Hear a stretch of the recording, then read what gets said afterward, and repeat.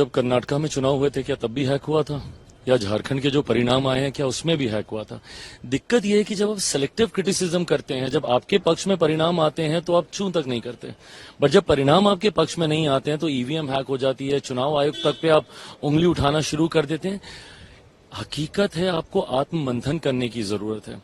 जिन मुद्दों को कांग्रेस या विपक्षी दल उठा रहे हैं उन मुद्दों से जनता का कोई सरोकार ही नहीं है।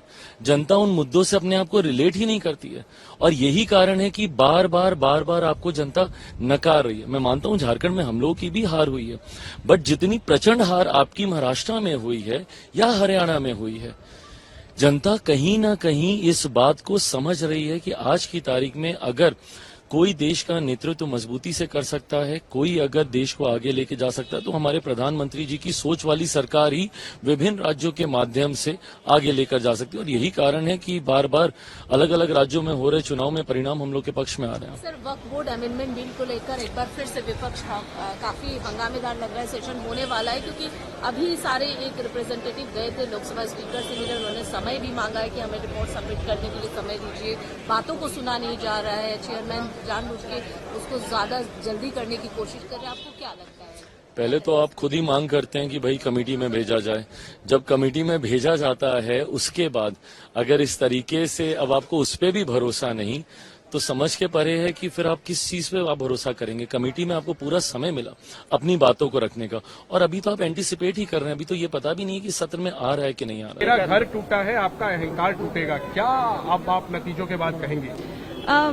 देखिए, जो भारतीय जनता पार्टी है, आज पूरा देश जो है प्रधानमंत्री जी के नेतृत्व पे विश्वास कर रहा है, और चाहे वो लोकसभा के नतीजे हो, चाहे वो विधानसभा के इलेक्शंस हो, हर जगह जो है भारतीय जनता पार्टी के जो कार्यकर्ता है, जो हमारा नेतृत्व है, उनका जो एक पूरा मिलके जो कॉम्बिनेशन बना हुआ है, तो अब भारत यही चाहता है कि नरेंद्र मोदी जी ही उनका हर जगह नेतृत्व करें, क्योंकि चाहे सीएम का फेस हो चाहे नहीं हो, आपको पता है लोग वोट जो है वो मोदी जी के लिए देते हैं। लेकिन महाविकास अघाड़ी के लोग कह रहे हैं कि ईवीएम ने जितवाया है, जनता ने नहीं जितवाया।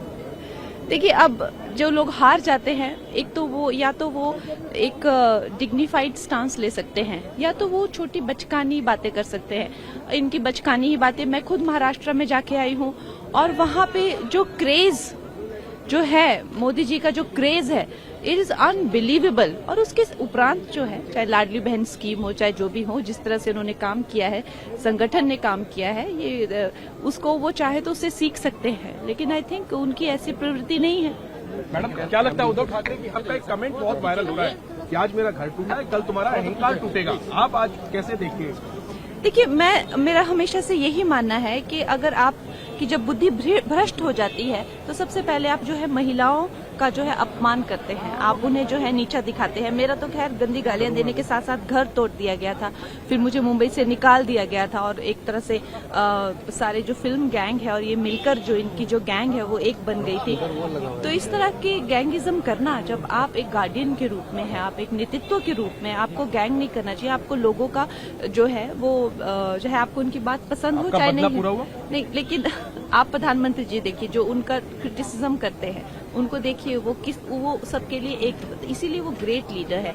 ये तो छोटे मोटे लोग हैं, इनका कोई उनसे किसी तरह का कंपैरिजन भी होना एक उनके लिए मैं तो कहूँगी अपमान ही है। आपका बदला पूरा हुआ क्या? मेरा क्या बदला? आप लोग तो ऐसे दिखा रहे हैं जैसे पता नहीं, उसमें मेरा कोई बदला नहीं है इसमें।